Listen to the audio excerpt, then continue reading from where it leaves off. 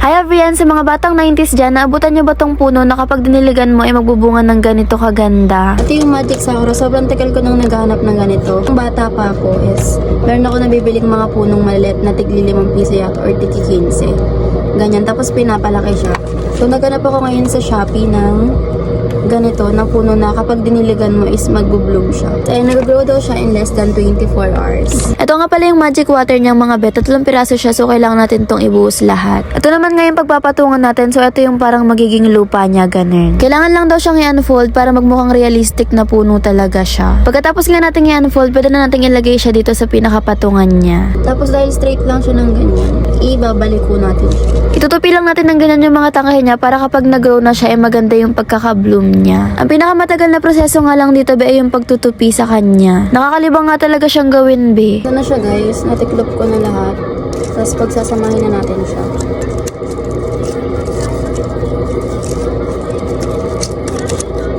Ayan, mukha na talaga siyang puno.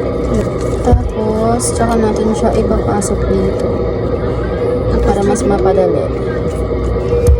Tapos ayan ba yung pinaka-exciting part, ang pagdidilig. Dinadahan-dahan ko nga lang yung pagbubuhos dahil nga baka tumapon at masayang lang. Kada buhos ko nga ng tubig sa kanya, ayan, umaangat siya. Hindi ko nga alam yung right way na pagdidilig sa kanya, pero ayan, binubuhusan ko lang yung bawat tangkay niya. Sinisigurado ko nga lang talaga na mabasa lahat ng tangkay niya para maganda rin yung tubo niya mamaya. Nung pangatlong tubig naman ay basang-basa na talaga siya, kaya naman pumupunta na lang din dun sa ilalim niya. Tapos ayan, nahayaan lang natin siya hanggang sa tumubo na siya paunti-unti. Ito nga yung before niya mga be, ganyan lang itsura niya. Tapos nung mga ilang oras nang lumipas ay naging ganito na siya. Ayan, 3 oras pa nga lang yung lumilipas pero tumutubo na siya ng paunti-unti. O di ba 3 oras pa lang pero nagmumukha na siyang sakura tree kahit papano. Banda rito naman 3:42 AM na nga. 7 hours na ngayon nakakalipas pero ganyan pa rin yung tubo niya. Kung napapansin nyo rin, medyo nawawala na yung tubig niya sa ilalim, parang sinisip-sip na yata. Sobrang cute nga, excited na talaga akong tumubo siya lahat. Napansin ko nga rin pala na meron tumubong kulay puti rito sa pinaka-trunk niya. Pero by the way, natulog na nga muna ako banda rito tapos babalikan na lang natin siya kinabukasan. Ayan, may pagising ko nga sobrang ganda niya na, grabe. Lahat nga ng tangkay niya ay meron ng kulay pink tapos nagkaroon na ng puti-puti doon sa trunk niya. 13 hours na ngayon nakakalipas tapos ganyan na siya agad kaganda. Ang sabi nga sa guide na nakalagay dito ay 24 hours daw yung kailangan para tumubo na siya ng tuluyan. Hindi nga rin siya agad natatanggal kapag hinahawakan be. 19 hours na ngayon nakakalipas tapos ganyan na yung itsura niya. Medyo kumakapal na yung kulay pink niya.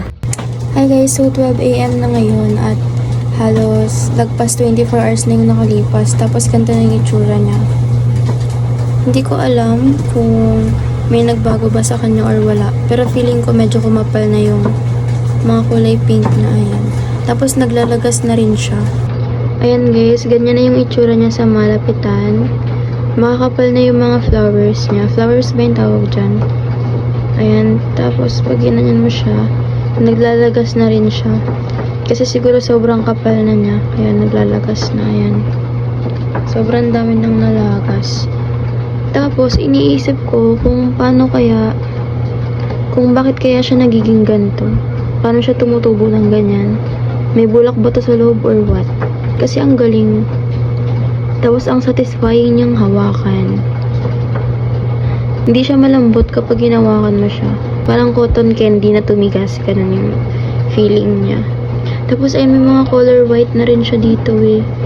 Kung gusto niyo rin pala ng ganito guys, yung link is nasa comment section lang. Pero may nahanap akong mas mura na ganito. Kasi yung ganito is parang nasa 170 or 180 pesos.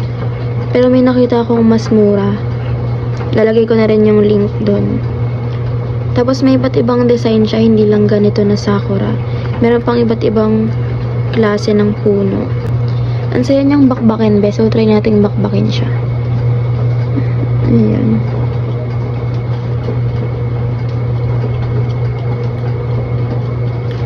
Wow. Lumalambot siya. Malambot yung pinaka dito niya sa may loob. Pero yung dito matigas, para siyang candy na tumigas. Parang crystal. Crystal ba tawag? Yun lang, palike, follow, and share nga pala ng page ko. Thanks for watching!